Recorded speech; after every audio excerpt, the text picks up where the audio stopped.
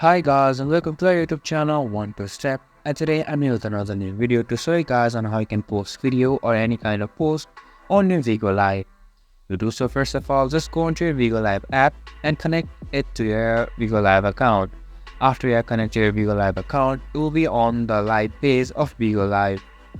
And here you can see an options for video right beside live on the left hand side on the bottom of the screen.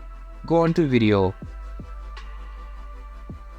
And you can see that this type of screen up here, and you can see a option of a pencil and a line drawn on the top right corner of the screen. If you go on to that, you can see these kind of options pop up where now you are able to select your albums, camera, audios, a vote poll, and also a link to share your video as well.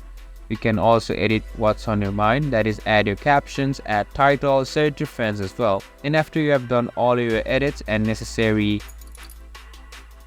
post, you can just click on post, which is on the top right corner of your screen, and after that your post of your video image will be added to your Bigo Live account.